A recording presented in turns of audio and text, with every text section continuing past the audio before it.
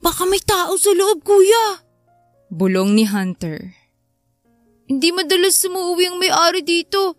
Alam ko yun dahil madalas tayong dumadaan sa bahay na to. Bulong naman pabalik ni Henry sa kapatid.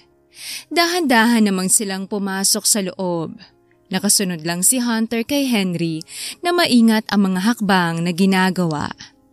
Una nilang tiningnan ang main door at nakita na nakasara ito kaya umikot sila para makahanap ng paraan na makaakyat sa ikalawang palapag.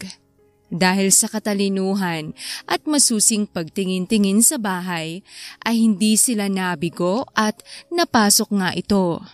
Nakadaan sila sa balkonahe na nasa ikalawang palapag ng bahay kung saan bukas ang pinto ng balkonahe. Sa loob, madilim at tahimik. Dahan-dahan silang naglakad sa loob ng malaking bahay. Ang kanilang mga mata ay sinusuri ang bawat sulok na nakikita nila.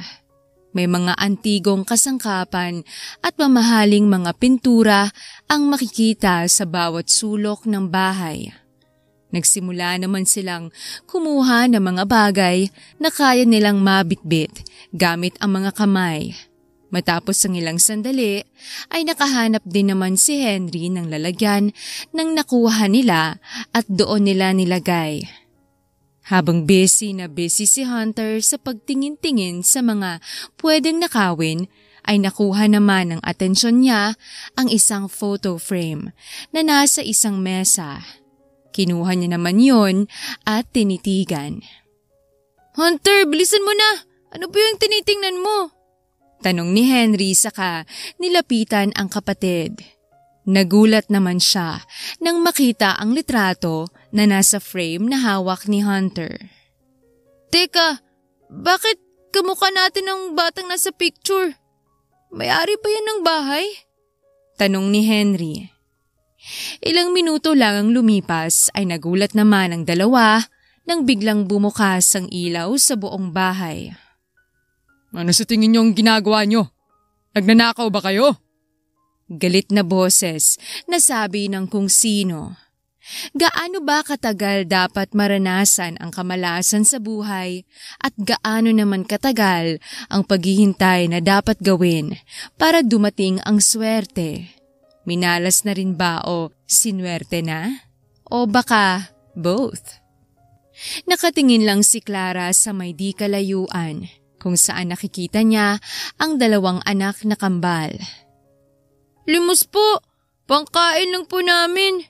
Sabi ng isa niyang anak na si Henry, ang panganay. Kahit konti lang po, malaking tulong na. Sabi naman ng bunso na Hunter. Nasa 7 taong gulang na ang dalawa at mag-isang binubuhay ni Clara ang mga anak. Pumapasok ang mga ito sa eskwela pero bakasyon na ngayon. Kahapon lang din siya nawalan ng trabaho dahil sa pambibintang na hindi niya naman ginawa at ngayon ay wala siyang pagpipilian. Siya lang naman sana ang manghihingi sa kalye pero nagpumilit ang dalawa na sumama sa kanya. Hindi naman nakontrol ni Clara ang sarili at napaiyak na lang. Nabuntis siya noon dahil sa naka-one night stand niya sa isang bar. Matagal na rin niyang hinahanap kung sinong lalaking yon pero hindi niya talaga makita. Gusto niyang mahanap ang lalaki. Nagbabaka sakali na matulungan siya nito sa sitwasyon niya. Ayos lang naman kahit hindi siya panagutan basta makatulong lang ito kahit konti sa kambal. Sa kinaroroonan naman ng kambal at nakatingin sila pareho sa mama nila na kitang-kita na umiiyak ito. Kuya, gabing-gabi na, nagugutom na ako. Sabi ni Hunter kay Henry.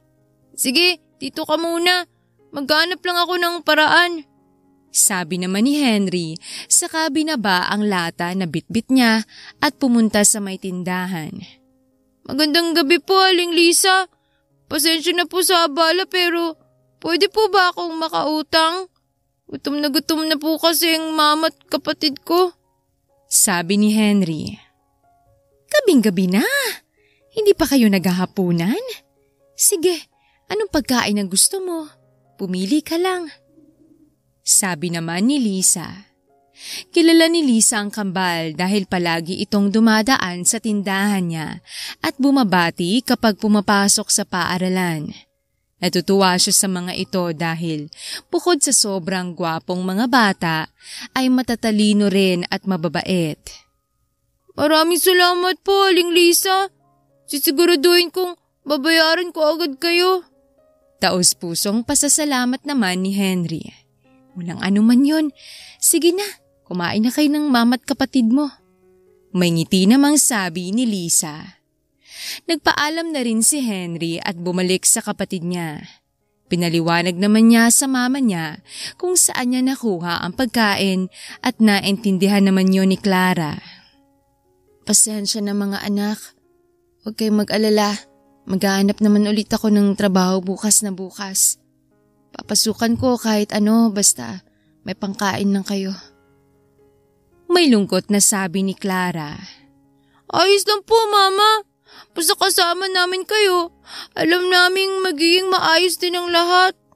Sabi naman ni Hunter. Lihim naman na nag-isip si Henry at sa loob-loob niya ay nag-aalala siya sa mama niya. Saksi kasi sila ng kapatid niya sa hirap na pinagdadaanan ng ina nila sa pagtataguyod sa kanila. Hiling ni Henry na lumaki na siya para makatulong na kahit papaano sa mama niya. Matapos makakain sa dabing daan, ay nagpasya na rin sila na umuwi na sa kanilang munting tahanan. Sumapit ang alauna ng madaling araw, bumangon si Henry at dahan-dahang tumayo mula sa kama. Katabi niya ang kapatid habang ang mama niya ay nasa kabilang kwarto naman. Dahan-dahan siyang lumabas sa kwarto hanggang sa tuluyan siyang makalabas ng bahay. Kuya, saan ka pupunta? Sama ako!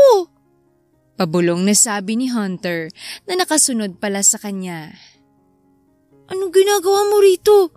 Bakit ka sumunod sa akin? Bumalik ka na sa loob. Pabalik namang bulong ni Henry. Ayoko! Gusto kong sumama sa'yo! Pamimilit naman ni Hunter. Wala na rin namang nagawa si Henry kung di ang isamang kapatid. Naglakad-lakad lang sila sa syudad. Hindi naman madilim ang daan dahil may mga ilaw ng poste. May iilan pa ring tao ang naglalakad sa kalsada, lalo na't marami namang nagtatrabaho tuwing gabi o madaling araw. Kuya, saan ba talaga tayo pupunta? Malayo na tayo sa bahay. Sabi naman ni Hunter. Hindi naman nagsalita si Henry. Hanggang sa ilang hakbang pa ay narating din nila ang isang malaking bahay. Anong gagawin natin dito? Kilala mo ba ang may-ari ng bahay? Tanong ulit ni Hunter. Hindi, pero kailangan natin ng pera kaya aakyatin natin ang bahay na yan. Sagot naman ni Henry. Ano? Pero malalagot tayo kay mama, kuya. Paano kung mahuli tayo? Mas magiging problema yun lalo na kay mama. Kaya nga sinabi ko sa'yo na bumalik ka sa bahay para hindi ka madamay. Gagawin ko naman to para kay mama. Masyado na siyang nagdusa at naghirap sa atin kaya gusto kong bumawi sa kanya. Mali naman ang pagbawi na gagawin mo. Hindi ba't tinuruan tayo ni mama na kahit kailan mali ang magnakaw? Mas mabuti pa na magutom na lang. Pagkukubinsi ni Hunter. Hindi naman nakinig si Henry sa kanya at mabilis na kumilos. Malaking bahay at may mga puno at ugat ng puno na nakadikit sa pader ng gate kaya mas magiging madali lang para kay Henry ang pag-akyat. Kumapit si Henry sa malalaking ugat na makakapitan niya paakyat ng pader hanggang sa tuluyan na rin siyang makaakyat. Wala rin namang napagpilian si Hunter kundi ang sumunod sa kuya niya dahil ayaw rin naman niya itong iwang mag-isa. Sumunod siya sa pag-akyat ni Henry sa pader at tumalon sa kabilang side. Tuluyan na rin silang nakapasok sa loob. Baka may tao sa loob, kuya. Bulong ni Hunter. Hindi madalas umuwing may-ari dito. Alam ko yun dahil madalas tayong dumadaan sa bahay na to. Bulong naman pabalik ni Henry sa kapatid. Dahan-dahan naman silang pumasok sa loob. Nakasulod lang si Hunter kay Henry na maingat ang mga hakbang na ginagawa. Una nilang tiningnan ang main door at nakita na nakasara ito kaya umikot sila para makahanap ng paraan na makaakyat sa ikalawang palapag. Dahil sa katalinuhan at masusing pagtingin-tingin sa bahay ay hindi sila nabigo at napasok nga ito. Nakadaan sila sa balkonahe na nasa ikalawang palapag ng bahay kung saan bukas ang pinto ng balkonahe. Sa loob, madilim at tahimik. Dahan-dahan silang naglakad sa loob ng malaking bahay. Ang kanilang mga mata ay sinusuri ang bawat sulok na nakikita nila. May mga antigong kasangkapan at mamahaling mga pintura ang makikita sa bawat sulok ng bahay. Nagsimula naman silang kumuha ng mga bagay na kaya nilang mabitbit gamit ang mga kamay. Matapos ang ilang sandali, ay nakahanap din naman si Henry ng lalagyan nang nakuha nila at doon nila nilagay. Habang busy na busy si Hunter sa pagtingin-tingin sa mga pwedeng nakawin, ay nakuha naman ng atensyon niya ang isang photo frame na nasa isang mesa. Kinuha niya naman yon at tinitigan. Hunter, bilisan mo na! Ano ba yung tinititigan mo? Tanong ni Henry saka nilapitan ng kapatid. Nagulat naman siya nang makitang litrato na nasa frame na hawak ni Hunter. Teka, bakit kamukha natin ng batang nasa picture? May-ari ba yan ng bahay? Tanong ni Henry. Ilang minuto lang ang lumipas ay nagulat naman ang dalawa nang biglang bumukas ang ilaw sa buong bahay. Ano sa tingin niyo ang ginagawa niyo? Nagnanakaw ba kayo? Galit na boses na sabi ng kung sino. Napatingin sila sa may main door at nakita ang isang lalaki roon. Tatakbo na sana si Henry, hila-hila si Hunter nang huli na dahil nahuli sila ng isa pang lalaki. Nagpumiglas naman ang dalawa pero malakas ito at wala rin silang nagawa. Kaninong maanak kayo? Ang bata niyo pa para matutong magnakaw. Sabi ulit ng lalaki na nagsalita kanina. Baka may rason sila, Luke. Huwag mo munang pangunahan. Sabi naman ng lalaking nakahuli sa kanila. Sa presinto na lang natin pakinggan ang mga rason nila. Sige na, itali mo muna sila ng maayos, James. Tatawag lang ako ng pulis. Sabi naman ni Luke. Wala namang choice si James kundi ang sundin ang sinabi ng kaibigan. Dahil bahay niya naman ang pinasukan ng mga bata. Ayaw na lang din niyang makialam. Matapos matalian ng kambal, ay agad naman na nagtaka si James nang makita ang photo frame na nasa sahig. Kinuha niya naman yon, saka tiningnan. Nagpabalik-balik ang tingin niya sa tinali niyang kambal at sa bata sa litrato. Ikaw ba tong nasa picture? Bakit parang kamukha mong mga batang to? Kunot noong tanong ni James. Lumapit naman si Luke sa kanya saka tiningnan ang kambal. Agad rin namang nakita ni Luke ang pagkakamukha nga niya sa mga bata. Pero wala naman siyang naaalala na may nawawala siyang mga kapatid o kamag-anak. Nag-iisang anak lang siya ng mom at dad niya. Namatay na ang mom niya sa panganganak sa kanya at ang dad naman niya ay nasa States. Marami ng taong nagkakamukha ngayon. Baka namamalikmata ka lang, James.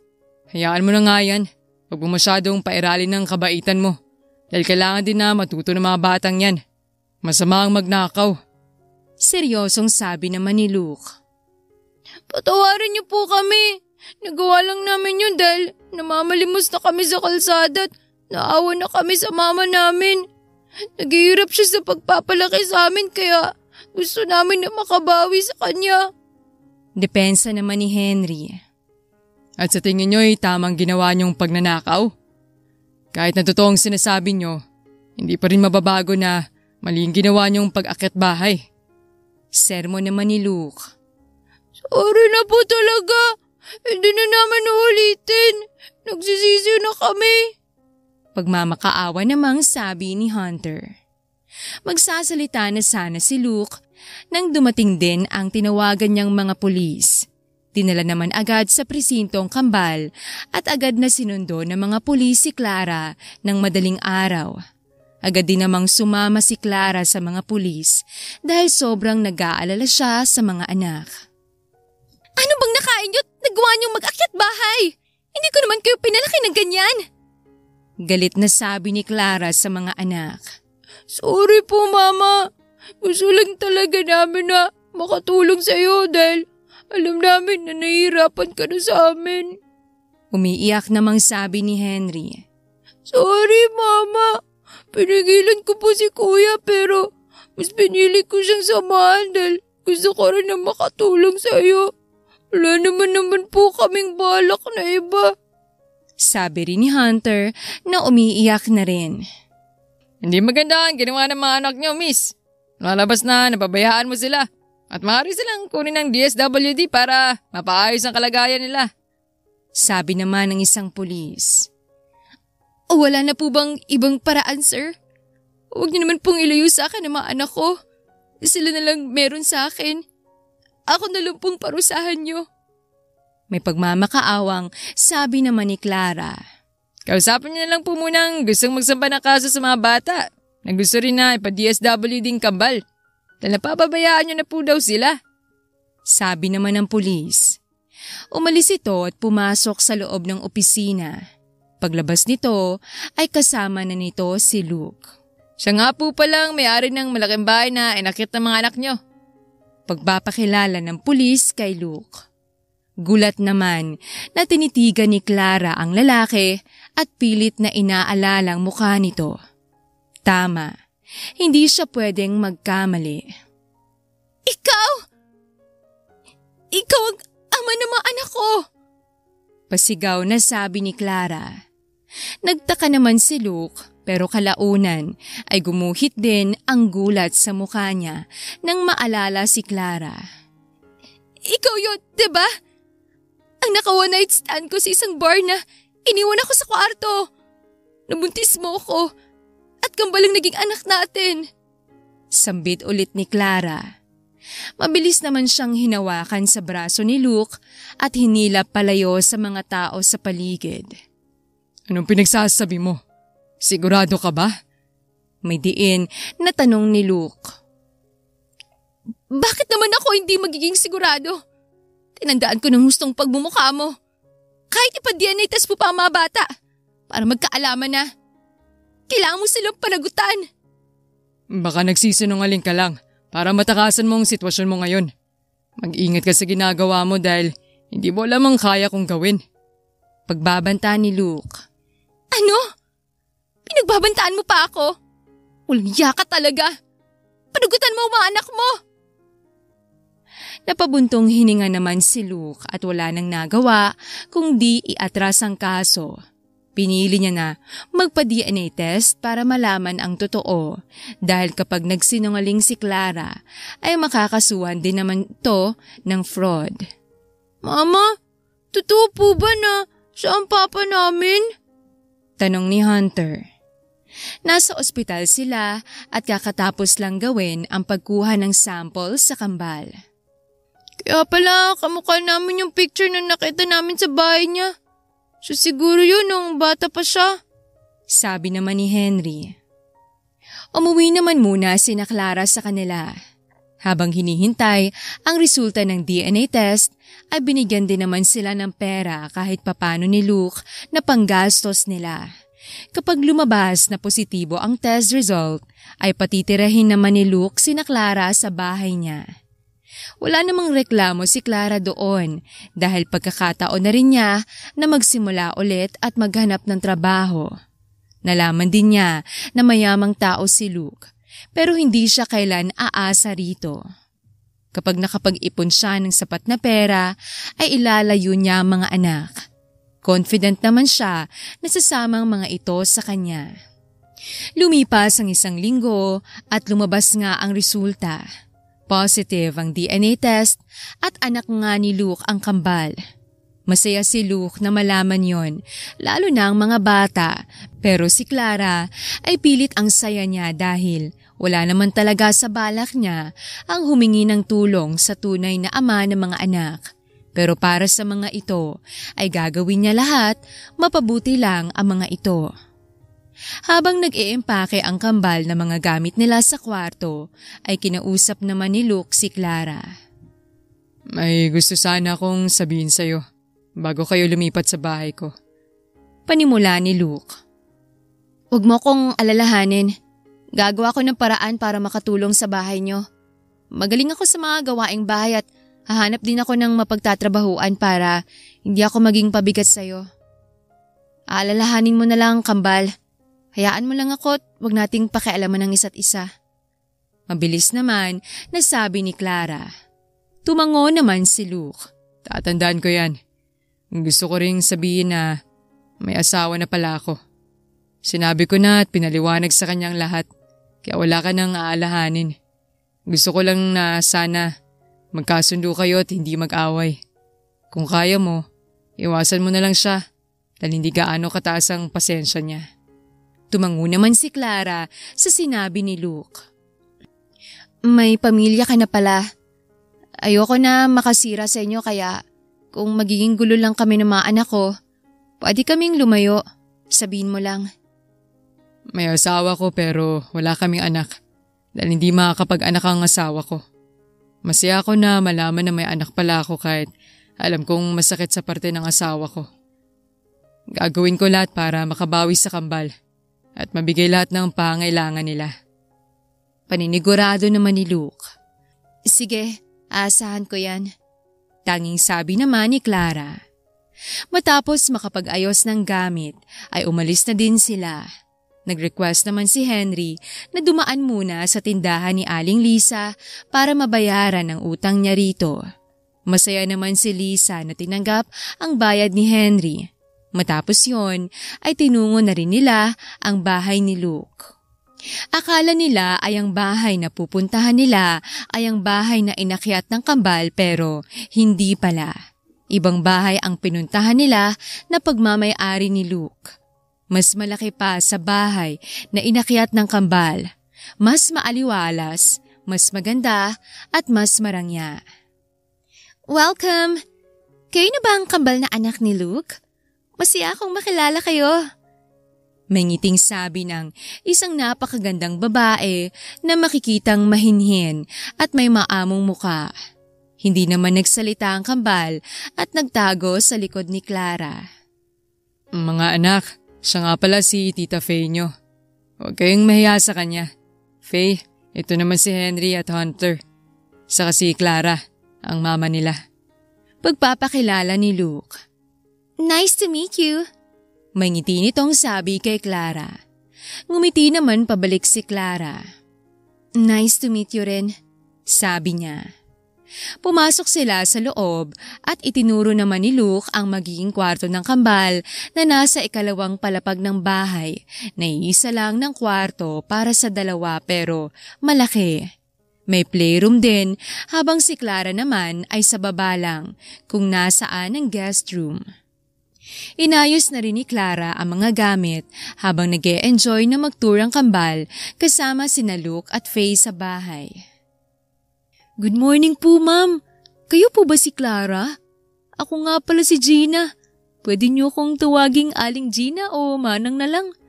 Sasamahan ko po kayo na mag-ikot dito sa bahay para maging pamilyar kayo. Sa akin yun na rin po sabihin ng mga bawal at gustong pagkain ng kambal. Dala ko ang tagaluto rito.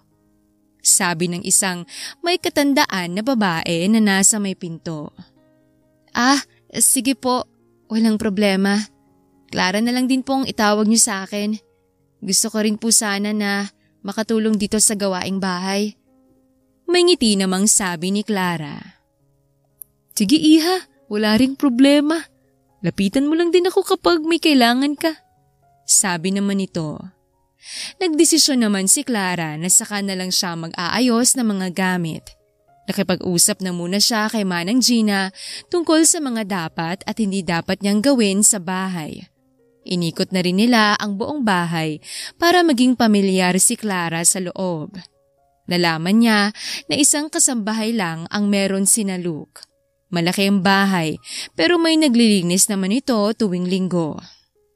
Masaya talaga akong malaman na may anak pala si Luke. Gusto ko na maging masaya siya.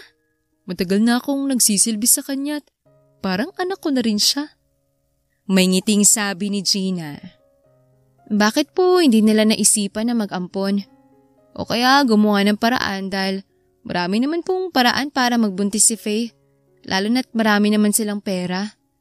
Tanong naman ni Clara. Hindi ko alam eh.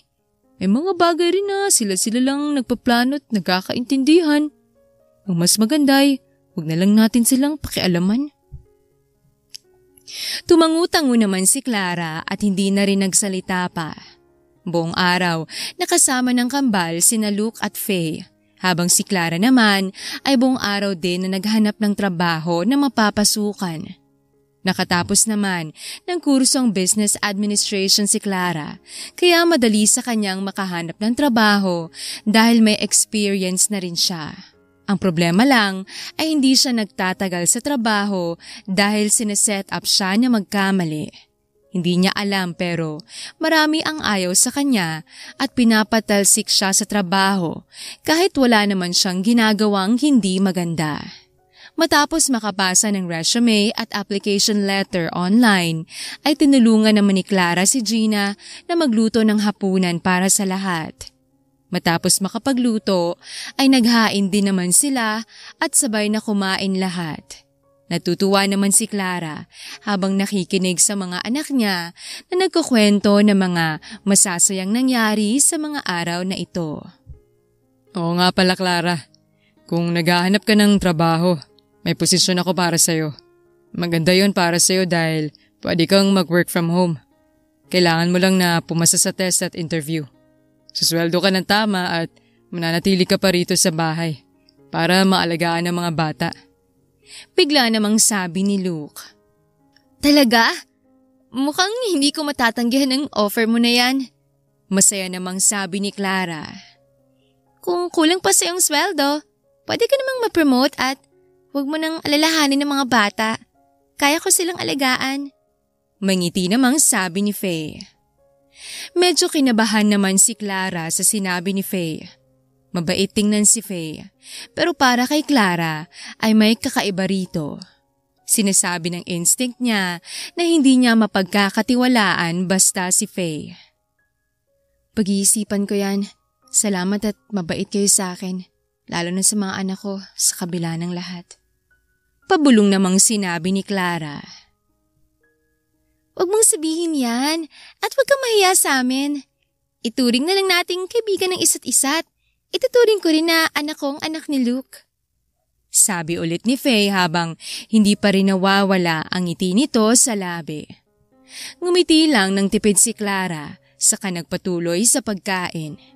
Matapos ang ilang sandali ay natapos din naman sila at nagligpit na si Gina na tinulungan naman ni Clara. Mabait si Faye pero hindi siya tumitigil hanggat sa hindi niya nakukuha ang gusto niya. Biglang sabi ni Gina habang pinupunasan ang natapos ng hugasan na pinggan ni Clara. Sinasabi niyo ba na may balak siyang agawin sa akin ng mga anak ko? Tanong naman ni Clara. Wala akong sinasabi pero gusto ko lang na mag-ingat ka at maging wais. Kahit akong nasa posisyon mo, mababahala ako dahil mga anak kong nakataya sa sitwasyon. Sagot naman ni Gina. Salamat po sa concern, Manang. Sisiguraduhin ko na hindi mapapalayo sa akin ng mga anak ko. Hindi yun mangyayari dahil iba sila mag-isip. Paniniguro naman ni Clara. Ngumiti naman si Gina sa katumango at nagpatuloy sa ginagawa niya. Matapos maghugas ay nag-ayos na ng gamit si Clara sa kwarto niya. Nanonood pa naman ng palabas ng kambal at sakto lang na pagkatapos niyang mag-ayos ay patulog na ang mga ito. Hindi nakakatulog ang kambal na hindi hinahalikan ni Clara sa noo. Mama, dito na ba tayo titira? Masaya kami na kasama namin kayo ni Papa pareho pero paano naman po si Tita Faye? Tanong ni Hunter habang inaayos ni Clara ang kumot nito. Bata pa kasi kayo para maintindihan ang sitwasyon natin ngayon. Kapag malaki na kayo, maintindihan nyo na rin dahil papaintindi ko yun sa inyo. May lambing naman na sabi ni Clara sa kahinalikan sa noo si Hunter. Tinungo niya ang katabing kama kung saan naman nakahiga si Henry at inayos din ang kumot nito. Gusto ko na pong lumaki para magawa ko lahat ng mga bagay na makakapagpasaya sa'yo, Mama. Sabi naman ni Henry. Makita ko lang kayo na masaya masaya na rin ako. May ngiti namang sabi ni Clara sa kahinalikan sa noo si Henry. Huwag ka mag-alala, Mama. Ano man ang mangyari, mananatili mo kaming kakampi ni Hunter sa lahat. Sabi ulit ni Henry. Hinimas naman ni Clara ang mukha ng anak. Maraming salamat mga anak. Sobrang swerte ko dahil dumating kayo sa buhay ko. Masayang sabi ni Clara. Matapos makausap ang mga anak ay nag-good night na rin ang mga ito at siya sa mga ito saka pinatay ang ilaw sa kwarto at lumabas. Dahil hindi pa inaantok ay nagdesisyon naman si Clara na mag-isip-isip muna sa may swimming pool na nasa likuran ng bahay ni Luke. Tumayo siya sa gilid ng pool habang nakatingin sa tubig. Nag-iisip siya ng mga pwedeng gawin ngayong hindi niya alam kung tama ba ang pinasok niya o gulo ang napasok niya. May problema ba? Ang lalim naman yata ng iniisip mo. Rinig ni Clara na sabi ni Faye pero hindi niya ito nilingon. Nanatili pa rin sa tubig ang tingin niya. Naramdaman niya namang tumabi sa kanya si Faye. Ang dali mo naman yatang pumayag na makitira kami dito sa inyo. May binabala ka ba? Seryosong tanong ni Clara. Narinig naman niya ang pagtawa ni Faye at ngayon ay hindi siya komportable. May kakaiba nga talaga rito at hindi gusto ni Clara ang nararamdaman niyang aura mula kay Faye. Bakit mo naman naisip yan? Hindi pa pwedeng tinanggap ko lang kayo dahil gusto kong maging masaya ang asawa ko? Hindi mo ba nakita kanina kung gaano siya kasaya habang kasamang mga anak niyo? Mahal na mahal ko si Luke at gagawin ko lahat para sa kanya. Pwede ka namang magpakatotoo kung nasasaktan ka. Sabi naman ni Clara. Madali lang niyang sabihin pero mahirap gawin. Mahal ko si Luke. Pero hindi ko alam kung mahal din niya ako. Nakikita ko naman ang effort niya na maibalik sa akin ang pagmamahal ko sa kanya pero ramdam ko na hindi niya buong nakakaya. Gusto kong sumaya siya at hindi magsisi sa pagpili niyang pagpapakasal sa akin. Arranged marriage lang nangyari sa amin pero kahit ganon, ginagawa niya naman ang best niya na maging mabait sa akin. Mahabang sabi ni Faye. Hindi naman nagsalita si Clara dahil hindi niya alam ang buong kwento ni na Faye. May parte sa kanya na naniniwala sa lahat ng sinabi ni Faye. Ramdam niya rin kasi ang sinseridad sa mga salita nito. Sabihin mo lang kung hindi ka komportable sa akin dito at aalis ako. Ayoko rin na makasira sa inyo. Ang intensyon ko lang ay maging maayos ang buhay ng mga anak ko. At gagawan ko yun ng paraan na hindi binibigay kay Luke lahat ng responsibilidad. Naiintindihan kita, Clara. Don't worry. Wala naman akong galit sa'yo kaya wala kang dapat na ipag-alala. Mababait ang mga anak mo at deserve nila na maging papa si Luke. May ngiti namang sinabi ni Faye kaya napatingin si Clara sa kanya. Ngumiti na lang din si Clara hanggang sa magdesisyon na rin sila na pumasok para makapagpahinga na. Kinabukasan, tinanggap nga ni Clara ang trabaho na inalok ni Luke sa kanya. Mabilis lang din naman ang isinagawang test at interview. Maswerte namang nakapasa si Clara at masayang masaya siya. Excited na siyang makapagsimula. Habang nakikipaglaro siya sa kambal na nasa playroom, ay nakarinig naman ng pagbagsak si Clara mula sa baba kaya iniwan na muna niya ang kambal sa kwarto para tingnan ang pinanggalingan ng pagbagsak.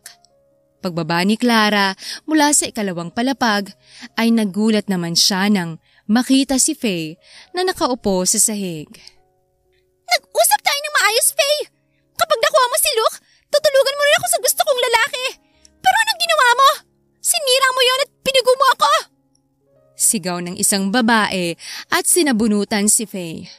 Mabilis naman na nakalapit si Clara at inilayo si Faye sa babae. Lumaking malakas si Clara kaya nagawa rin niyang ilayo si Faye. Tinulungan niya itong makatayo ng maayos. Hindi ko kasalanan kung hindi ka naging mabait sa kanya, Natalie. Inabuso mo si Carlos, kaya karma mo na rin yan. Sigaw naman ni Faye. Ano? Akala mo kung sino ka magsalita? Baka nakakalimutan mo na parisahan mo rin na pinakasal si Luke sa'yo. Pinagbantaan mo ang huling girlfriend niya 7 years ago kaya mo siya naagaw. Sigaw na naman ng babaeng si Natalie.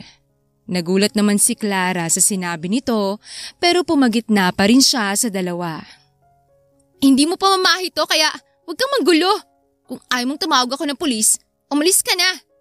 Pagbabanta niya kay Natalie.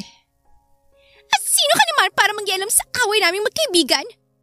Hindi pa ako tapos sa kanya at kailangan pa namin magtuos. May diin naman na sabi ni Natalie at susuguri na naman sana si Faye nang maunahan siyang itulak ng malakas ni Clara dahilan para mapaupo siya sa sahig. How dare you push me? Sigaw ni Natalie. Sorry, pasensya ka na.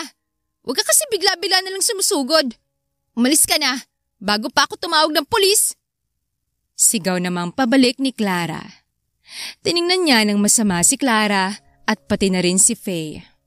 Hindi ba tayo tapos, Faye? Hindi ako papayag. Ikaw lang maging masaya sa ating dalawa. Damay-damay na to. Total, sinimulan mo naman to. May diin na sabi ni Natalie bago tumayo at naglakad palabas ng bahay ni Luke. Ayos ka lang ba? Tanong ni Clara kay Faye. Hindi naman sumagot si Faye at naglakad lang papunta sa may sofa at umupo roon. Nakasunod naman si Clara sa kanya. Gusto mo ng tubig? Teka, kukuha ako.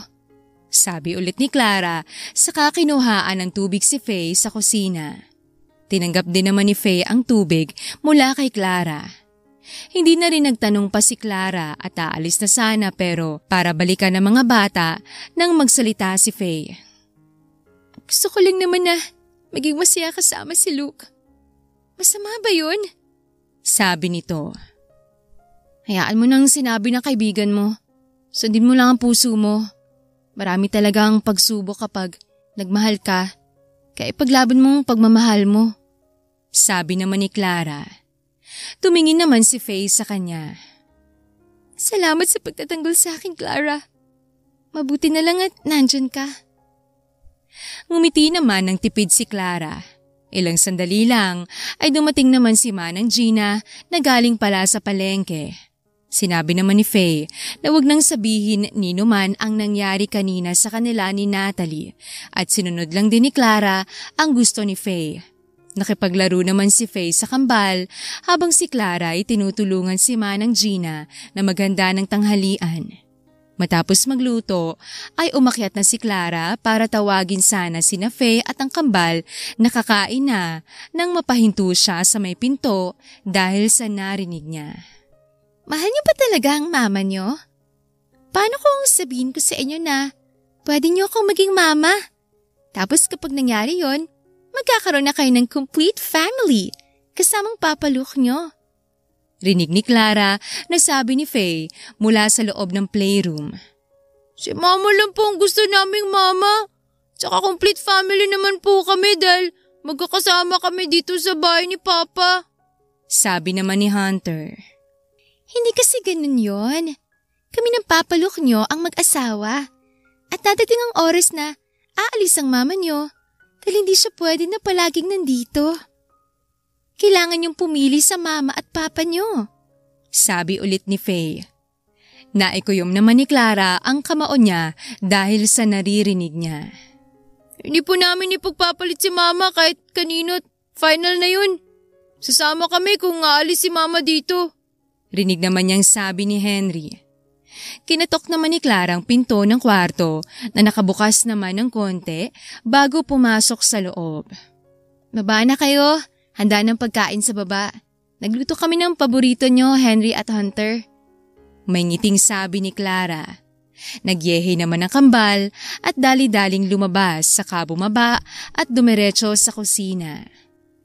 Ang sisiglatang bibo talaga ng mga anak mo. Masaya ako na hinahayaan nila akong mapalapit sa kanila. Sabi ni Faye, nakakalabas lang ng playroom. Talaga? Mabuti naman kung ganon. Mapili pa naman sila sa taong pakikisamahan nila. Siguro talagang nababaitan sila sa'yo, kaya nagugustuhan ka nila. May peking ngiti namang sabi ni Clara. Sa loob-loob niya ay gusto niyang kumprontahin si Faye. Pero pinipigilan niya ang sarili dahil bukod sa ayaw niya ng gulo, ay ayaw niya rin na mawala ng respeto rito. Hanggang maaari ay kokontrolin niya ang sarili, lalo na't asawa ito ni Luke. Sa lahat kasi ng ayaw ni Clara ay ang i-brainwash ang mga anak niya o kaya pagsalitaan ng hindi maganda. Sa ginagawa ni Faye ay galit ang nabubuo sa puso ni Clara. Iniisip pa ni Clara na kaibiganin si Faye sa kabila ng lahat pero traidor din pala ito at kaya siyang saksakin sa likod. Mabilis na lumipas sa mga araw at linggo. Nagtatrabaho na si Clara sa bahay lang at hindi niya hinahayaan na mawalan ng oras sa mga anak niya. Nakikita rin niya ang pagiging malapit ni Faye sa kambal at pinipilit talaga nitong makuha ang loob ng mga bata. Hindi naman yun pinapansin ni Clara dahil kampante naman siya na hindi basta-basta matitinag ang mga anak sa anumang sasabihin ni Faye. Lalo na't araw-araw niyang sinasabi at pinaparamdam sa mga ito na mahal niya ang mga ito.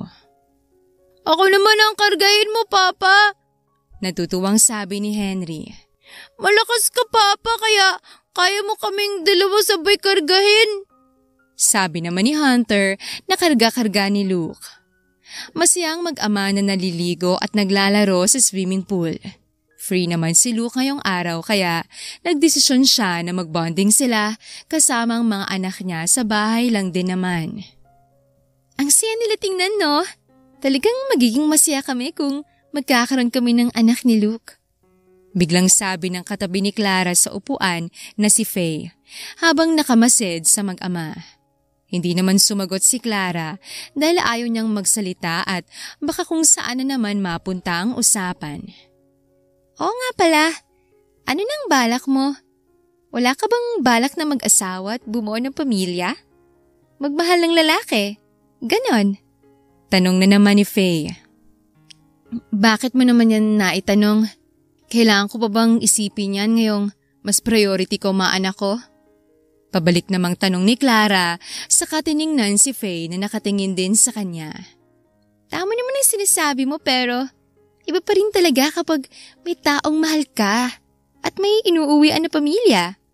Alam ko naman na alam mong hindi magiging ganito palaging setup natin. Don't worry, kapag nakaipon ako ng sapat na pera, hindi na ako magiging sagabal sa inyo. Kami na mga anak ko. Aalis din kami dito. Seryoso namang sabi ni Clara. Wala naman akong sinasabing ganyan Saka sa tingin mo'y papayag si Luke na ilayo mo na naman ang mga anak niya sa'yo? Tumawa naman nang mahina si Clara. Hindi niya naman kailangang pumayag, Faye. Desisyon ng mga anak namin ang pakikinggan namin at sigurado ako na sasama sila sa akin. Hindi mo naman kasi maintindihan yon dahil wala kang anak. Umiba naman ang ekspresyon sa mukha ni Faye dahil sa sinabi ni Clara. Tumayo si Clara at naghubad ng suot na sando at pajama para maligo na rin sa pool. Masaya naman siyang sinalubong ng kambal na kanina pa naghihintay at gustong makipaglaro sa kanya. Nanatili naman si Faye sa upuan na galit at may bahid ng inis ang ekspresyon niya sa mukha. Hindi siya makasali sa pagligo sa pool dahil nagkaroon siya ng trauma sa tubig. Nilalabanan niya ito ngayon pero wala pa rin siyang lakas ng loob na mag-swimming sa pool na hanggang leeg lang niya ang lalim. Nakatingin lang si Faye nang masama sa nag-e-enjoy na si Clara kasama sina Luke at ang kambal. May nangyari ba sa inyo ni Faye? Bakit parang masama ang tingin ni Faye sa'yo? Tanong ni Luke kay Clara. Hindi ko alam. Baka ayaw niya talaga sa akin. Sana lang hindi kami magkagulo dahil hindi ako nangunguna. At kapag ako inunahan ay talagang iiwas ako o kaya lalaban. Sagot naman ni Clara. Pagpasensyaan mo na si Faye. Stress din siya this past few days. At hindi ko alam kung bakit. Bakit hindi mo alamin? May karapatan ka naman dahil asawa ka niya. Mag-usap nga kayo at baka sa akin niya pa buntong ang galit niya. Hindi naman siya ganun. Pabulong namang sabi ni Luke. Hindi mo ba mahal si Faye? Biglang tanong ni Clara. Wala namang nakakarinig sa kanila dahil naglalaro ang mga bata sa ibabaw na part ng pool. Nakuha naman agad ni Clara ang tanong niya nang hindi nagsalita si Luke. Nalaman ko na arranged marriage lang kayo. Sinabi niya sa akin. Wala talagang saysayang kasal kung hindi mahal ang taong isa't isa. Mabuti pa pag-usapan niyo yan bago niyo pa masaktan ng gusto ang isa't isa. Payo naman ni Clara. Aalis na sana siya nang hawakan naman ni Luke ang braso niya. Pwede mo bang pakinggan ang side ko? Baka may pwede kang ibigay na advice sa akin. Sabi ni Luke. Walang problema pero pwede bang wag muna ngayon? Tingnan mo nga ang asawa mo. Matalim ang tingin sa akin. At kung nakakamatay lang ang tingin, kanina pa ako nakalutang dito sa swimming pool. Ayoko ng gulo kaya mas mabuti na kausapin mo muna siya bago mo ko kausapin. Mahinahong sabi naman ni Clara. Binitawan naman ni Luke ang braso niya sa kadahan-dahang tumango. Tinawag na rin ni Clara ang mga anak para sa snacks at sumunod naman ang mga ito. Nakita niya rin na nilapitan ni Luke si Faye para kausapin. Inasikaso ni Clara ang mga anak hanggang sa natapos na rin ang mga ito na maligo kaya binihisan na rin niya. Sumapit naman ang gabi at gaya ng nakagawian ay sabay-sabay silang naghapunan. Nag-usap lang ng mga bagay-bagay at mas marami namang kwentong kambal. Pagkatapos kumain ay pinatulog naman muna ni Clara ang mga bata at nang mapatulog na ay bumaba siya para tulungan sana si Manang Gina sa kusina pero tapos na pala itong magligpit at maghugas. Si Luke na lang adnadatnan niya sa kusina na nagkakape. Masyado ba akong natagalan sa pagpapatulog sa mga bata? Tanong ni Clara. Medyo lang naman pero ayos lang yun. Hindi ka pa ba matutulog? Gabi na rin. Sabi naman ni Luke. Oo. Pero since tayo lang din naman ang nandito, hindi ba't gusto mo ako makausap? Maayos na ba si Faye? O talagang galit siya sa akin? Nag-uusap na kami. Sinabi naman niya na naiinis lang daw siya. Pero ayos na rin daw siya. Wala ka nang dapat na ikabahala. Umupo naman si Clara sa kaharap na upuan ni Luke. At naniwala ka naman. Hindi ko talaga alam pero iba talagang pakiramdam ko. Kahit nakampihan mo siya, ay nagpapakatotoo lang din naman ako. Hindi naman nagsalita si Luke at ininom ang kape niya habang nakatingin sa malayo. Napabuntong hininga naman si Clara dahil ayaw niya sana na makisali sa nangyayari kina Luke at Faye pero sa nakikita niya ay mukhang kailangan ng kausap ni Luke. Sige na, sabihin mo ang hinaing mo sa buhay at makikinig ako.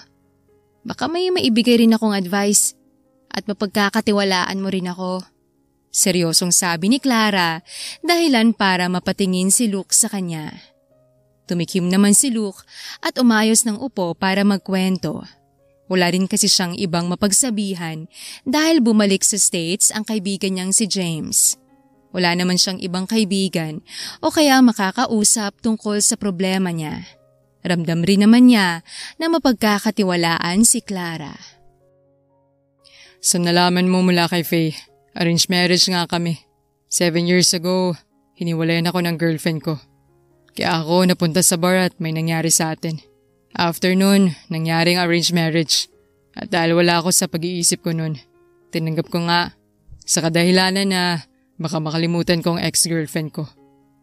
Nakalimutan ko naman siya pero hanggang ngayon, hindi ko natutuwa na mahalin si Faye bilang asawa ko. Respeto bilang asawa ko lang meron ako sa kanya. Pagkukwento ni Luke. So mahal ka ni Faye pero hindi mo siya mahal. Ganun ba? Alam mo, wala sa akin yan eh. Nasa sa inyo yan kung anong gusto nyong dalawa na mangyari. Pag-usapan yung tungkol dyan at magkaaminan na kayo saka magdesisyon para tapos na. Sabi naman ni Clara. Bumuntong hininga naman si Luke. Hindi ganun kadali yun. Sabi niya. Napangiti naman si Clara nang may mapagtanto siya sa lahat ng sinabi ni Luke. Hindi mo sinasabi sa akin ng lahat kaya paano kita matutulungan yan? Tumayo si Clara at naglakad palabas ng kusina pero bago siya tuluyang makalabas ay nagsalita muna siya. Salamat sa pagsabi mo sa akin tungkol sa problema mo. Pero hindi kita matutulungan dyan kung hindi ko mapapakinggan ng buong detalye. Mabuti na rin yon dahil ayoko rin na mapasok sa gulo niyo ni Faye. At sana huwag niyo ring isaling kambal. Mag-usap na lang kayo para maayos niyo yan. Tuluyan na rin na lumabas sa kusina si Clara matapos sabihin ang mga katagang yon. Tinungo niya ang guest room at isinara ang pinto bago humiga sa kama. Tumingin siya sa salamin. May kinakapitan na rason si Luke na siyang dahilan kung bakit hindi siya makawala kay Faye. Ano kaya yun? Bulong ni Clara. Naalala naman niya ang sinabi noon ni Natalie na si Faye ang dahilan kung bakit nakipaghiwalay ang girlfriend ni Luke kay Luke noon. Sa pagkakaalala niya ay binanggit nito ang pagbabanta ni Faye sa girlfriend ni Luke. Hindi alam ni Clara kung maniniwala ba siya pero mukhang hindi naman nagsisinungaling noon si Natalie. Bakit pa ako nag-iisip ng problema ng iba? Problema ko dapat ang problemahin ko. Bulong ulit ni Clara sa kaniyakap ang katabing una niya. Pinikit niya ang mata at hinayaan ang sarili na hilahin ng antok. Kinabukasan, late nang nagising si Clara at nalaman niya na umalis si Luke kasama si Faye para mamasyal. Hindi naman siya nagalit o nainis doon dahil sinabi naman niya na magagawa ni Luke lahat ng gusto niya sa kambal basta hindi lang makakasama sa mga ito. Nasaan si Faye? Gusto ko siya makausap! Rinig na sigaw ni Clara mula sa sala kaya lumabas siya ng kusina para tingnan ang sumisigaw. Pasensya ka na, Clara. Kanina pa kasi siya nagpupumilit na pumasok. Kahit ilang beses ko nang sinabi na wala si Faye dito. Paghingi naman ng paumanhin ni Gina. Ayos lang, Manang. Ako nang bahala dito. Bumalik na kayo sa ginagawa mo. Mahinahon namang sabi ni Clara sa kahinarap ang nagsisisigaw na si Natalie. Ano naman ang kailangan mo? Wala dito si Faye. Dahil mo ba siya kasama si Luke? Sabi ni Clara kay Natalie. Tumawa naman si Natalie na parang nababaliw. Teka! Ikaw ba yung babae na kumakalat ngayon na nabuntis ni Luke nung hindi pa sila ni Faye? Tapos nagkaanak pa kayo? Kalat na sa kumpanya yon at natutuwa talaga ako na totoo yon. Sabi nito. Akala ko ba magkaibigan kayo ni Faye? Bakit ang laki na nagalit mo sa kanya? Hindi niyo na ba talaga pwedeng maayos yan? Tanong naman ni Clara. Hindi naman kasi lahat ng nagiging kaibigan mo ay nananatili hanggang sa kamatayan. Marami talaga ang magkakaibigan na nag-aaway dahil sinisira ng isang tiwala ng isa. Natutuwa akong makita na nagtagal ka rito. Akala ko'y matitinag ka agad kay Faye. Kakaibang babae siya at ginagawa niya lahat makuha lang gusto niya. Pakinggan mo ang mga salita ko dahil mas kilala ko si Faye kaysa kanino man. Hindi naman ramdam ni Clara mula kay Natalie na aawayin siya nito. Ano bang kailangan mo sa kanya? Ako nang magsasabi kung may gusto ka mang iparating sa kanya. Isang ngisi naman ang gumuhit sa mga labi ni Natalie. Bakit naman kita uutusan? Nakakahiya naman. Pwede naman akong maghintay dahil hindi rin naman ako busy ngayon. Ayos lang naman yon, hindi ba? Hindi naman ako nandito para sabunutan si Faye kaya don't worry. Sabi niya saka naglakad papunta sa may sofa at umupo doon. Hindi naman nakapag-react si Clara at hindi na lang din umangal dahil ayaw niyang pag-initan siya nito. Kinuha niya na lang ang laptop na binigay sa kanya ni Luke at umupo sa kaharap na sofa na inuupuan ni Natalie. Saka ginawa ang mga dapat niyang trabahuin na pinapatapos ni Luke sa kanya. Trabaho niya na gumawa ng presentation ng mga sales ng kumpanya o kaya projects. Given na naman ang details at kailangan lang niyang i-organize sa presentation. Nakikita niya naman si Natalie na busy sa cellphone nito kaya nag-focus na lang din siya sa ginagawa niya. Matapos ang ilang sandali ay dumating din sina Luke at Faye kasamang kambal. Gulat naman si Faye na makita si Natalie habang dali-dali namang inutos ni Clara kay Gina na iakyat muna ang mga bata sa kwarto ng mga ito. Hello again, Faye! Bakit naman ganyan ang mukha mo? Hindi ka ba masaya na makita ulit ako? Don't worry, hindi naman ikaw ang pinunta ko rito. Gusto ko sanang makausap si Luke. Bungad na sabi ni Natalie. Ano naman ang binabalak mo, Natalie? Hindi pa ba sapat ang pag-aaway mo sa akin sa tuwing magkikita tayo? Galit na sabi naman ni Faye. Relax, Faye. Hindi na nga kita aawayin. Gusto ko lang talagang makausap si Luke. I have to tell him something very important. At kapag nasabi ko yon, ay tatantanan na kita. May ngiti namang sabi ni Natalie. Ano bang sasabihin mo nang matapos na? Seryoso namang sabi ni Luke. Gusto sana kitang makausap na mag-isa. Pero kung ayaw mo naman, pwede ko namang sabihin sa'yo ngayon dito. Stop it, Natalie! Pag-usapan muna natin to. Pagpigil naman ni Faye. Sorry not sorry, Faye. Huli na ang lahat. At hindi ka ba nakokonsensya? May karapatan naman si Luke na malaman na ikaw ang dahilan kung bakit nakipaghiwalay ang girlfriend niya sa kanya noon. Pinagbantaan mong buhay niya. Remember? Nakangising sabi ni Natalie. Hindi na naman nagulat si Clara pero kitang-kita naman niya ang gulat na ekspresyon sa mukha ni Luke. Hindi ito makapagsalita at dahan-dahang napatingin kay Faye. Hindi mo siya kailangan paniwalaan, Luke. Hear me out first. Ipapaliwanag ko sa'yo lahat. Kinakabahan namang sabi ni Faye. Ipapaliwanag? Ano pang ipapaliwanag mo, Faye? All this time, you manipulated Luke. Sinabi ko lang ang totoo dahil may konsensya ako. At gusto nang manahimik ng isip ko. Kakalimutan ko na lahat. It's up to you now, Luke. Sabi naman ni Natalie. Anong ginawa mo, Faye? Sabihin mong lahat. Galit na sabi ni Luke habang hawak-hawak sa magkabilang braso si Faye. Hindi naman makapagsalita si Faye dahil sa gulat. Titig na titig siya sa galit na mukha ni Luke hanggang sa tumulo ang luha niya.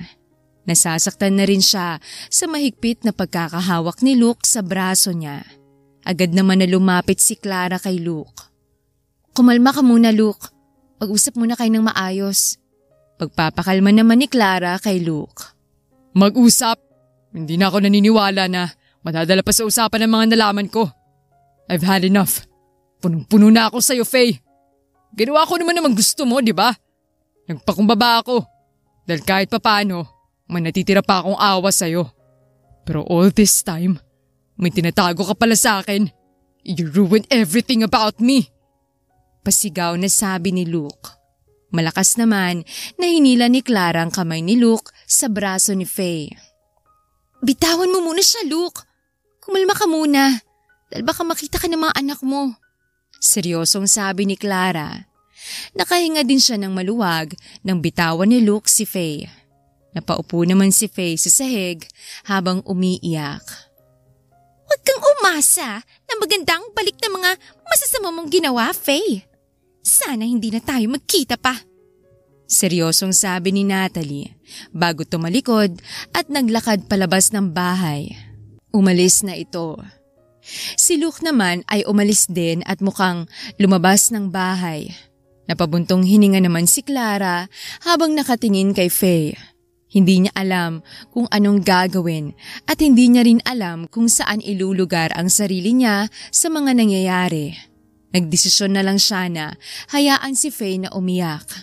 Tinungo na lang niya ang kambal at sinabihan si Manang Gina na asikasuhin si Faye at siya na ang magbabantay sa mga anak niya. Anong nangyari sa pamamasyal niyo kanina? Tanong ni Clara sa mga anak. Ayos lang naman po, Mama. Gaya noon ay mabait na mabait po si Tita Faye sa amin. Natutuwa kami na kasama siya. Pero ikaw pa rin pong the best sa lahat. Sagot naman ni Hunter. Talaga? Sigurado kayo dyan? Siyempre naman po, Mama. Tinanong nga po niya kung gusto ba namin siyang maging mama. Pero siyempre, ayaw namin. Dahil nag-iisa lang dapat ang mama namin. Sabi naman ni Henry. Ngumiti naman si Clara sa kaginulo ang buhok ng anak. Imbis na magalit at mainis siya sa sinabi ng anak, ay nakaramdam naman siya ng awa kay Faye. Kahit masama ang naging ugali ni Faye sa kanya o sa iba, ay alam niyang may dahilan nito, kaya nagkaganoon ang ugali niya. Nakikita rin niya sa tuwing tinitingnan niya si Faye sa mata na may bahid itong lungkot at pag-iisa. May problema po ba, Mama? Tanong ni Hunter. Ngumiti naman ng tipid si Clara at umiling-iling. Hali kayo, labas muna tayo. Yaya ni Clara sa mga anak. Agad naman na sumamang mga ito. Pagbaba ni Clara ay wala na naman siyang Faye na nadatnan sa sala kaya dire-diretso na siyang lumabas ng bahay kasamang kambal. Pumara siya ng taxi at nagpahatid sa pinakamalapit na hotel. May pera na naman siya sa bangko dahil nilagyan yun ni Lou kaya nakapag-check-in siya sa hotel. Dito muna tayo pansamantala. May problema kasing papa niyo na dapat munang maayos. Sabi ni Clara sa mga anak nang makapasok sila sa kwarto nila sa hotel. Tumango naman ang kambal kahit hindi nila masyadong naiintindihan ang mga nangyayari. Tinawagan din ni Clara si Luke para ipaalam ang pansamantalang niyang pananatili sa hotel kasamang mga anak. Agad din naman silang pinuntahan ni Luke sa hotel.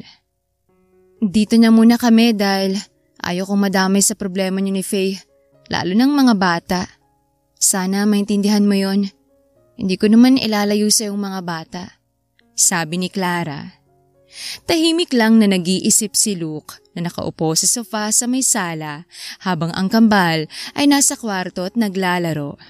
Umupo naman si Clara sa tabi ni Luke para mas makausap ito ng malapitan. Naiintindihan kita. Kaya ayos lang sa akin ano man ang desisyon mo para sa ikakabuti ng mga bata. Tanging sabi naman ni Luke. Ano nang balak mo? Tanong naman ni Clara. Ano pa bang ibang gagawin? Kailangan ko nang hiwalayan si Faye dahil sumusobra na siya at hindi na maganda ang pinagagagawa niya. Sagot naman ni Luke. Sabihin mo, kung hindi mo mahal o minahal man lang si Faye, anong rason mo't nanatili ka sa kanya?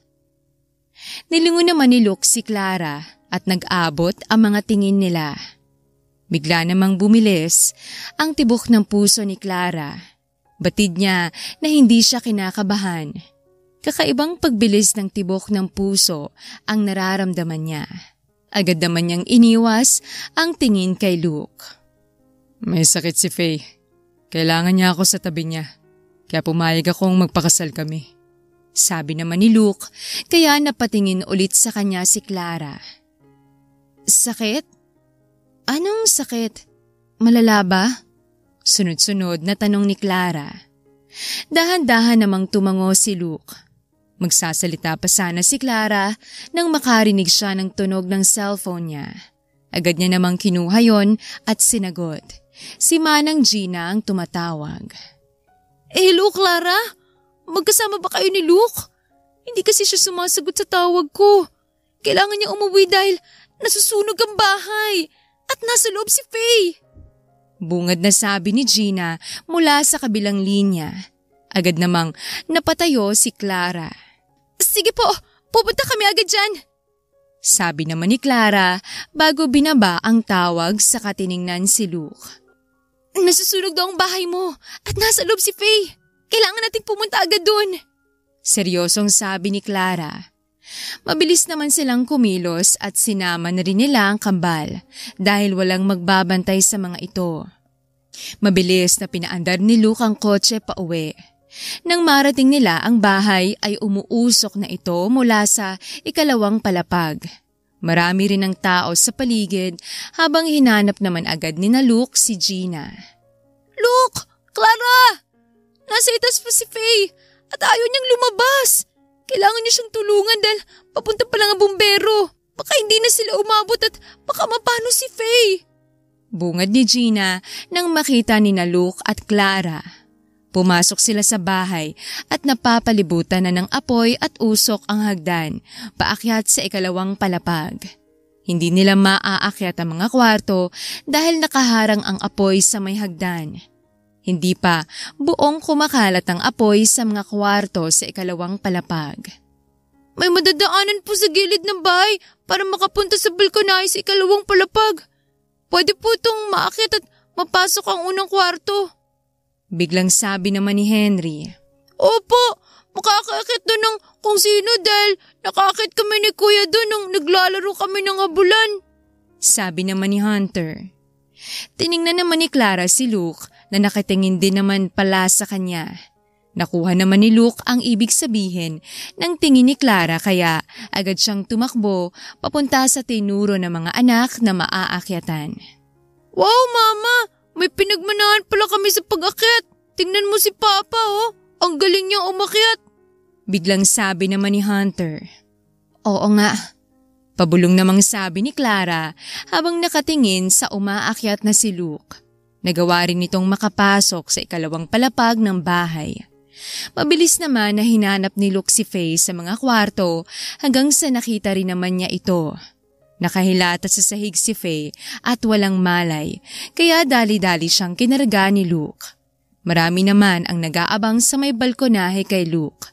Kumuha rin sila ng kumot at itinali yon sa bewang ni Faye. Sa kadahan-dahan itong binaba na walang malay. Marami namang tumulong hanggang sa dumating din ang bumbero at ambulansya.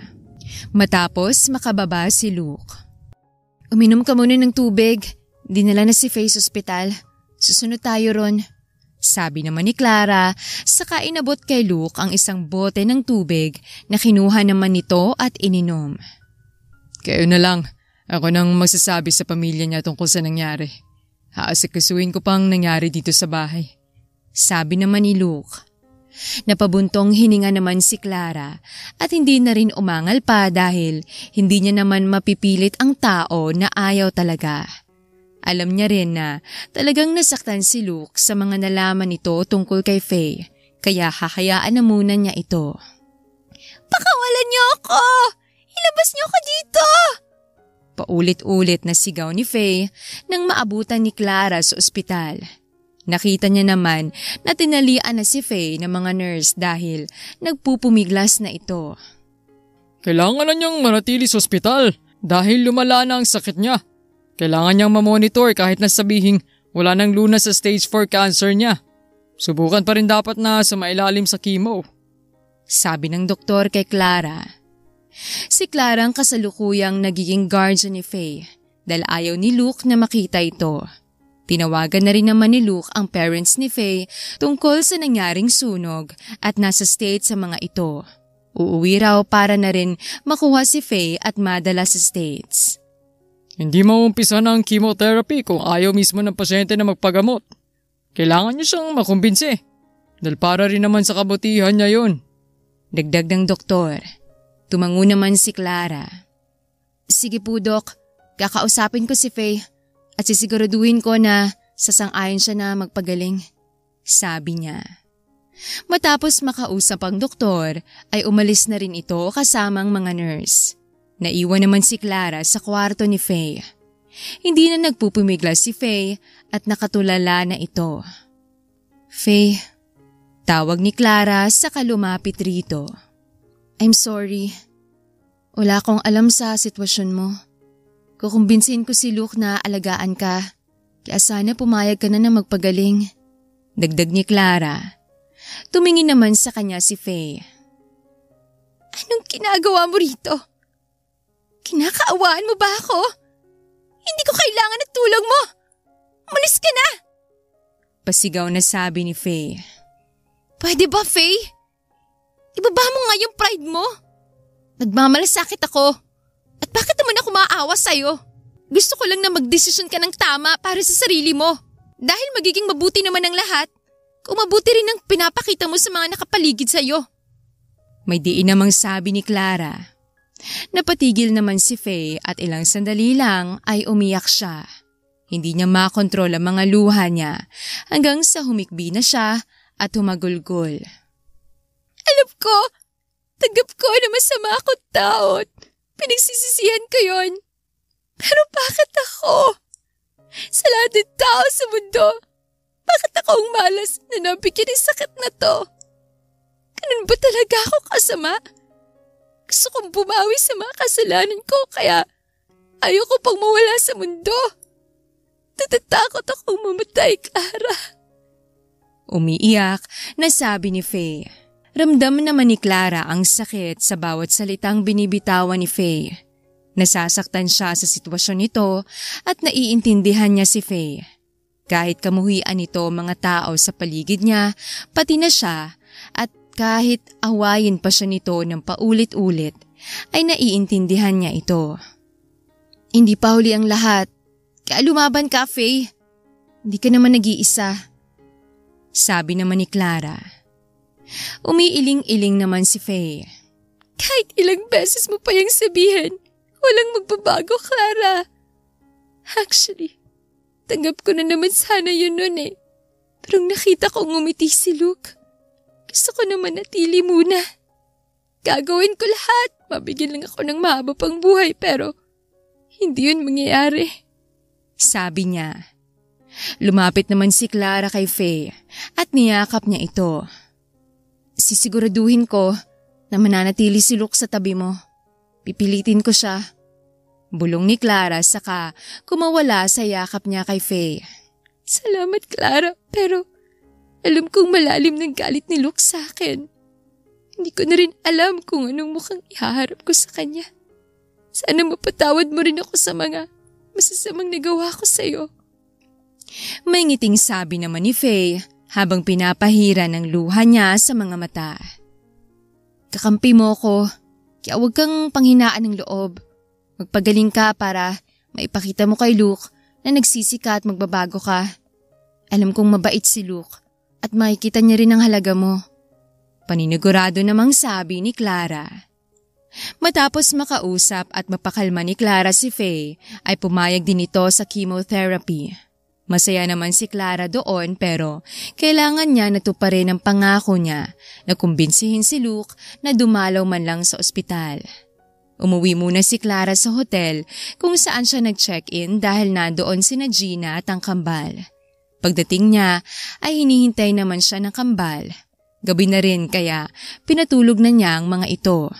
Si Gina naman ay pinatulog na lang din ni Clara sa isa pang kwarto dahil mukhang wala siya sa mood na matulog ngayong gabi. Nadatnan niya si Luke na nagkakape sa may kusina. Nandito ka pala? Kamusta ang bahay mo? Naayos na ba ang mga dapat aayusin? Nalaman din ba ang sanhi ng sunog? Sunod-sunod na tanong ni Clara kay Luke. Si Faye nagumpisa ng sunog. Tanging sagot naman ni Luke, dahilan para mabigla si Clara. Ano? Bakit niya naman gagawin yun? Gulat na tanong ulit ni Clara. Hindi ko alam, pero noon pa siya nagsasabi na kapag nag-away kami ng husto o nagalit ako sa kanya, magpapakamatay na lang siya dahil wala nang silbing buhay niya kapag ganun. Medyo napatulala naman si Clara at dahan-dahang umupo sa bakanteng upuan sa harap ni Luke. Alam mo, baka nababaliw na si Faye. Wala ba siyang history ng mental illness? Bakit parang nalilito na rin ako sa mga nangyayari? Para siyang bipolar person. Nagbabagong ugali. At ako naman ay naawa sa kanya. Pero minsan nagagalit din. Paiba-iba. O baka naman ako yung may saltik sa ulo? Mabilis namang sabi ni Clara at nakatingin kay Luke. Tiningnan din naman siya ni Luke na may pagtataka sa muka. Kinuwento naman ni Clara ang buong detalye sa nangyari kay Faye sa ospital at tungkol sa napag-usapan nila. Ano sa tingin mo? Anong masasabi mo? Naguguluhan na talaga ako eh. Siya ba yung hindi matino o ako? Tanong ni Clara. Feeling niya ay nababaliw na kasi siya sa mga nangyayari at nalalaman niya. Hindi niya alam kung kakampihan ba talaga niya si Faye o hindi. Ano ba dapat ang gagawin? Bigla namang tanong ni Luke. Napabuntong hininga naman si Clara dahil ano man ang husga nila ni Faye ay hindi pa rin mababago ang katotohanan na may malubha itong sakit. Nalaman din ni Faye kanina sa doktor na may taning na ang buhay ni Faye. Mahalaga naman kay Clara ang buhay ng tao kahit gaano pa ito kasama. Alam niya na ang mga tao ay nagiging masama lang dahil sa masasama din itong nararanasan. Kung anong desisyon na pipiliin mo, susuportahan kita. Hindi rin naman kita mapipilit na manatili sa tabi ni Faye kung ayaw mo talaga. Nasa iyo pa rin ang desisyon, Luke. Siguruhin mo lang na hindi ka magsisisi sa huli. Tanging sabi naman ni Clara. Kinabukasan, binili ni Clara ang kambal sa pangangalaga ni Gina dahil sasamahan niya si Luke.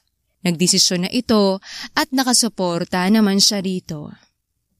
Salamat sa pagpunta mo, Luke. Hindi ko alam kung anong sasabihin ko pero sana mapatawad mo ko sa lahat-lahat ng nagawa ko sa iyo. Tatanggapin ko ng divorce na hinihingi mo at kusa akong pipirma. Puno ng sinseridad na sabi ni Faye. Nakatingin naman si Clara sa dalawa na nag-uusap sa may hospital bed. Medyo malayo siya pero naririnig niya pa rin ang pinag-uusapan ng dalawa dahil wala namang ibang tao sa kwarto. Kalimutan mo na yon. Ang importante ngayon ay magpagaling ka na muna. Sabi naman ni Luke. Pumayag si Luke na manatili pansamantala sa tabi ni Faye pero hanggang sa dumating lang ang mga magulang nito mula sa States.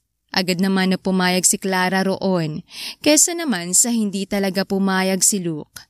Sa isip ni Clara ay napakabuti rin palang tao ni Luke.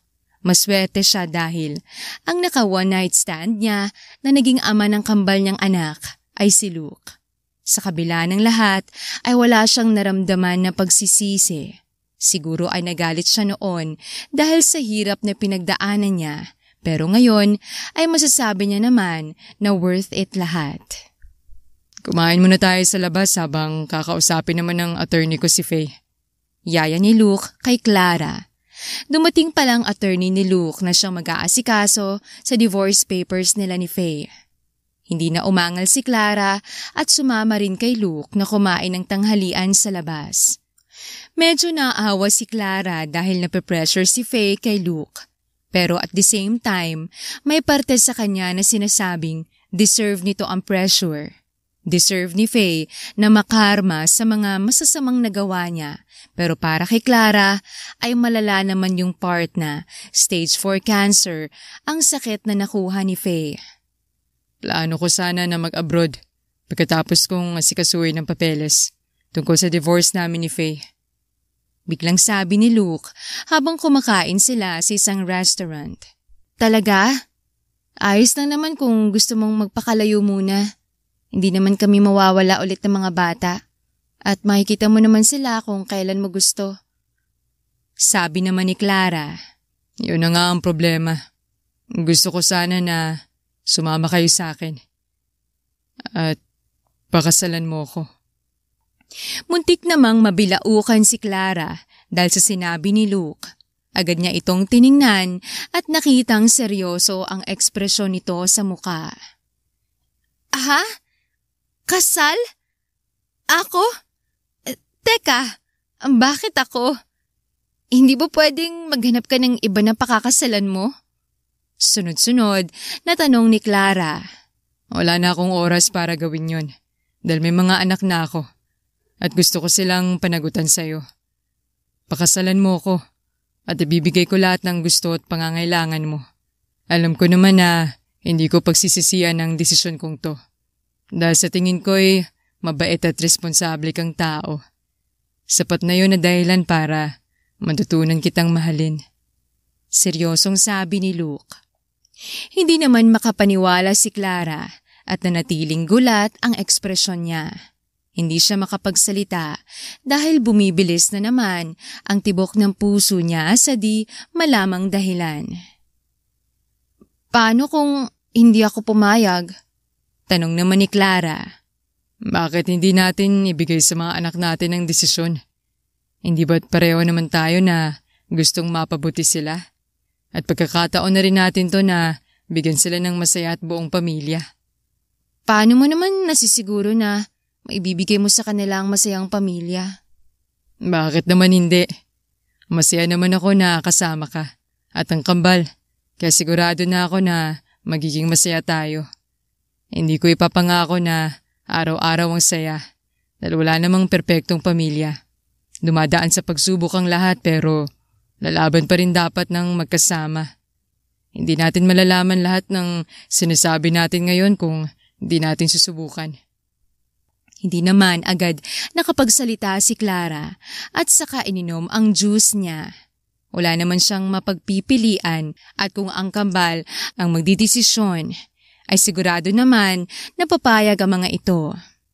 Sige, payag ako pero kapag dumating ang pagkakataon na hindi na tayo magkaintindihan, gusto ko na pakawalan na lang natin ang isa't isa.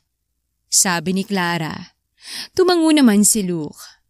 Matapos mag-usap at kumain ay bumalik din sila sa ospital. Pumirma na rin sa divorce paper si Faye. Nanatili si Luke kasama si Clara sa ospital at inalagaan nila si Faye. Ilang araw pa lang ang lumipas ay lumala naman ang sitwasyon ni Faye. Namayat ito ng husto at nawalan na rin ng buhok. Hindi nagtagal ay dumating din naman ang mga magulang ni Faye at sobrang nasakta ng mga ito sa sitwasyon ng anak nila. Nalungkot si Clara pero wala na rin naman siyang nagawa. Gaya ng napag-usapan ay umalis din si Luke nang dumating ang mga magulang ni Faye. Humingi rin ng tawad ang mga ito sa nagawang hindi maganda ni Faye na tinanggap naman ni Luke. Bago umalis ay siniguro naman ni Luke na makausap si Faye para sabihin na napatawad na niya ito. Umiyak lang si Faye hanggang sa makaalis ng tuluyan si Luke. Masaya namang sinalubong ng kambal sina Luke at Clara sa hotel. Masaya ang mga ito na nakabalik na ang dalawa. Nagpasya naman si Luke na bigyan ng mas mataas na oras at atensyon ang mga anak na siya namang ikinatuwa ni Clara. Lumipas ang 1 linggo, may natanggap naman na tawag si Clara sa ospital at pinapapunta siya ni Faye. Pumunta naman siya na hindi sinasabi kay Luke. Mabuti naman at pumunta ka talaga. Nag-aalala ako na baka hindi ka pumunta at manatili ka na lang sa tabi ni Luke dahil masaya na kayong magkasama. Mahinang sabi ni Faye. Sila lang dalawang nasa kwarto nito.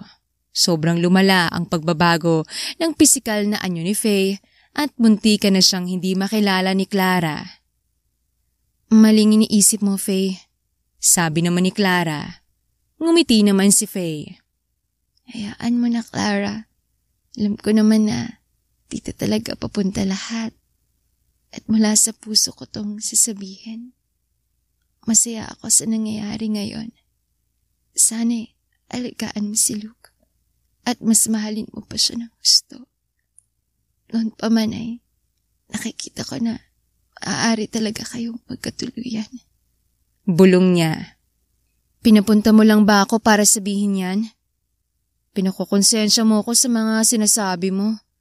At alam ko na walang makakahigit sa pagmamahal mo kay Luke. Ang totoo niyan, pinapunta talaga kita rito para magpasalamat. Napagtanto ko na rin at natanggap ko na ang sitwasyon ko. Ang magagawa ko na lang ngayon ay magpasalamat sa iyo ng husto. Dahil dumating kayo ng mga anak mo sa buhay ni Luke at natuto siyang ngumiti.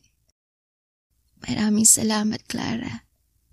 Bukod doon, ay naranasan ko rin na magkaroon ng pamilya at maging nanay sa mga anak mo. Sana'y panatilihin mo ako sa memorya nila. At may huling pabor sana ako sa iyo. Sana may parating mo kay Natalie na humihingi ang tawad sa kanya. At pakisabi na rin na napatawad ko siya.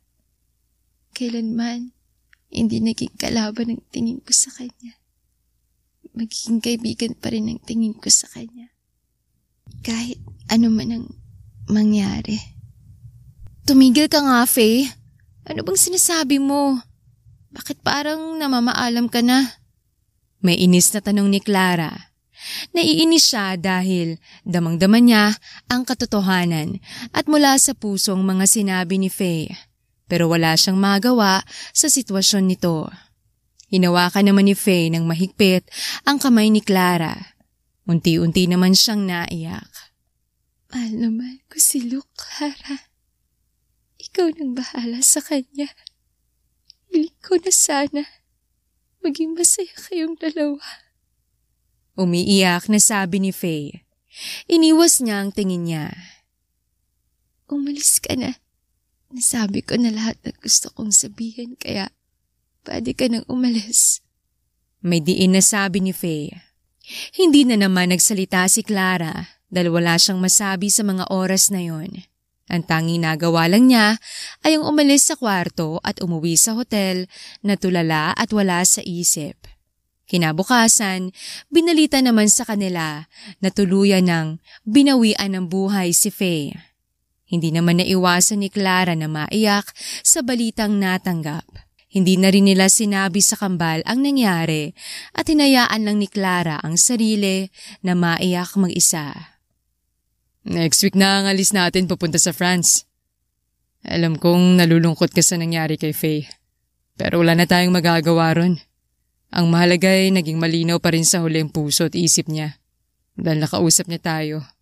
Sabi ni Luke nang makapasok sa kusina at naabutan si Clara na umiiyak. Alam ko yon. Hayaan mo lang ako na umiyak. Sabi naman ni Clara. Napabuntong hininga naman si Luke. Saka lumapit kay Clara at niyakap ito. Napayakap na lang din si Clara kay Luke at binuhos ang luha niya hanggang sa nahimasmasan na rin siya. Pwede bang saka na lang tayo umalis kapag nailibing na si Faye? Tanong ni Clara. Sige, gawin natin ang gusto mo. Sagot naman ni Luke. Mabilis na lumipas sa mga araw hanggang sa sumapit din ang araw ng libing ni Faye. Nakahanda na sina Luke at Clara, pati na si Gina at ang kambal papuntang airport dahil ngayon ang alis nila. Pinauna na ni Luke si Gina at ang kambal sa airport dahil dadaan muna sina Luke at Clara sa libing ni Faye. Salamat sa pagpunta, Luke. Sigurado akong masaya si Faye na nandito ka ngayon. Umiiyak na sabi ng mom ni Faye kay Luke. Nakita naman ni Clara si Natalie na nakatingin sa kabaong ni Faye kaya agad niya itong nilapitan. Mas masaya na ngayon si Faye dahil nandito ka. Pabulong na sabi ni Clara. Bakit hindi ko nalaman na may sakit pala siya? Bakit hindi mo lang niya sinabi? Nahuli ako. Naiiyak na sabi ni Natalie. Napangiti naman si Clara dahil mukhang hindi nga talaga nila tinuring na magkaaway ang isa't isa. Oo nga pala, sinabi sa akin ni Faye na sana mapatawad mo siya sa lahat ng nagawa niya na hindi mo nagustuhan. Pinatawad ka na rin niya at mahal na mahal ka rin niya bilang kaibigan. Kailanman ay hindi naging kalaban ng turing niya sa'yo. May ngiting sabi ni Clara. Hindi na napigilan ni Natalie ang sarili at napaiyak na siya ng tuluyan. Pinakalma naman siya ni Clara. Nagsimula na rin ang seremonyo hanggang sa tuluyan ng nailibing sa lupa ang kabaong ni Faye. Isa-isa na rin na umalis ang dumalo sa libing. Magiging maayos ka na ba? Tanong ni Clara kay Natalie. Ngumiti naman ito saka tumango. Magiging maayos ako. Palagi kong iisipin ang masasaya naming pinagsamahan ni Faye. Maraming salamat, Clara. Alam kong nasaktan si Faye sa pagdating mo sa buhay ni Luke pero nakakasiguro rin ako na masaya siya at payapa na dahil hindi niya may iwang mag-isa si Luke. Mangiting sabi naman ni Natalie. Niyakap niya si Clara at niyakap din siya ni Clara.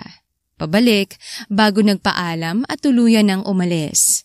Nagpaalam na rin si Luke sa mga magulang ni Faye na aalis na sila dahil may flight pa sila na hahabulin. Saktong-sakto lang din naman ang pagdating nila sa airport. Agad silang sumakay sa eroplano na naka-assign sa kanila at excited naman ang kambal. Magkatabi ng upuan sina Luke at Clara habang nasa unahan naman nila ang kambal at nasa likuran si Gina. Tigdalawa lang kasi ang upuan na magkatabi. Handa ka na bang magsimula kasama ako? Tanong bigla ni Luke. Handa ako palagi kapag kasama ko maanak ko. Confident naman na sabi ni Clara. Tumawa naman ng mahina si Luke, saka kinuha ang kamay ni Clara at sinuotan ng singsing ang daliri nito. Nagulat naman si Clara sa ginawa ni Luke pero hindi na lang din niya yon pinansin. Nagdesisyon na siya kaya paninindigan niya ito anuman ang mangyari. Mabilis na lumipas sa mga araw, linggo, buwan at taon.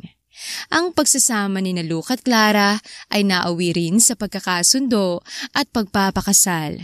Naging malapit sila sa isa't isa at umusbong ang pag-ibig sa pagitan nilang dalawa.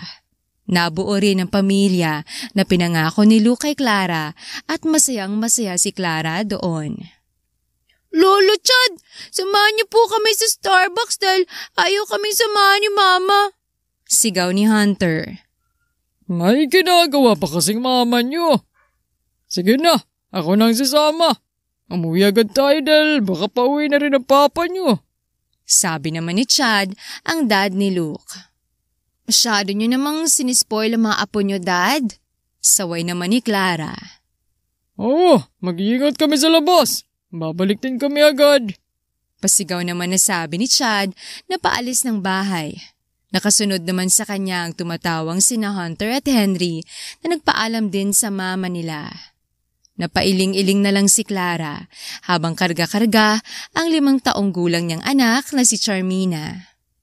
Nako, huwag kang gagaya sa kakulitan ng mga kuya mo paglaki mo sabi niya sa anak at tinalikan ng pisngi nito. Humagikik naman si Charmina. I'm home. Hinintay niyo ba ako? Ang sweet niyo naman. Masayang sabi ni Luke, nakakapasok lang sa bahay. Agad siyang lumapit sa mag-ina niya at hinalikan si Clara sa noo saka kinuha si Charmina para kargahin. Napangiti naman si Clara dahil sa nakikita niya. Walang kalagyan ang saya na nararamdaman niya ngayon at feeling niya anuman ang problema na dadating ay masusolusyonan na niya.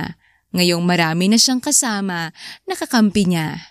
Naniniwala siya na ang swerte at kamalasan ay palaging magkasama sa buhay.